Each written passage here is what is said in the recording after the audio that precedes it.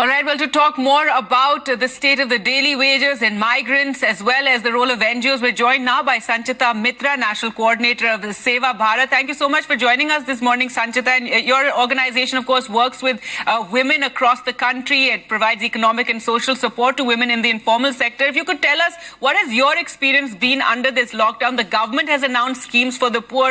Is it really reaching them in time? And also, we've seen NGOs really moving in and filling that gap at this point. Seva represents around 2 million women workers who are working in the informal economy, and we are actively associated with the COVID crisis, reaching out help to people. The first crisis that is hitting us very hard is hunger.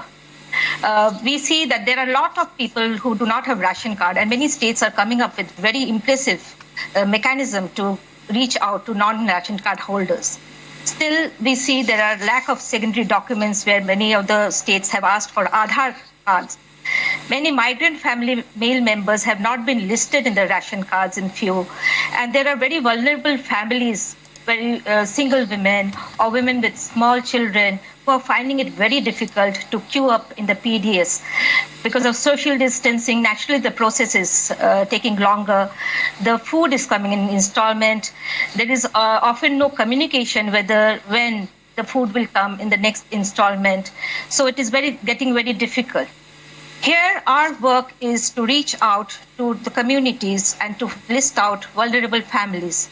I would say that we have a cadre of grassroots leaders who are working overnight to find out who are the vulnerable families who are not being able to access these benefits, who are falling through the cracks, and they're making a list. They're working closely with the local administrations, sometimes with the state government, the local NGOs, and they are trying to distribute, list them. And our Seva is also directly trying to reach out through food kits. We are constantly in touch with the local kirana shops. Right. And so Sanchita, very interesting. So basically what's happening is a lot of people falling through the cracks, and very important to have localized organization, be it, from the state governments to the district level to, even the villages, etc. It's very important that government organizations and NGOs work together in these areas to ensure that nobody, is unprovided for during this lockdown, especially, as you said, the vulnerable. We focus a lot on the cities, but yes, in rural India as well, a big problem. Yes, it is not only important to work together during this crisis situation, it has also given us a lesson that we should always work together to have focused attention and to optimize on our resources. Very peculiar demands are coming.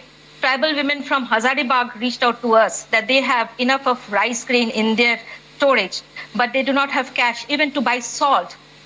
Some of the families are also saying they do not have fuel to cook.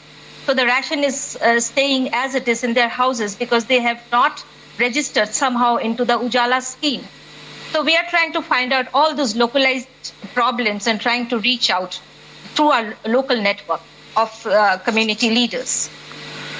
All right, Sanchita, well, thank you so much for speaking to us. And as you said, it is important that during this time when we're seeing NGOs and organizations and authorities working together, that this should be some sort of blueprint going forward as well. And we should see more coordination to ensure that, help reaches all the poorest, going forward even after this lockdown. Thank you for joining us with all those details and your experience during this lockdown in helping the poor. Well, with that, time for us to slip into a short break. We'll get you more news on the other side.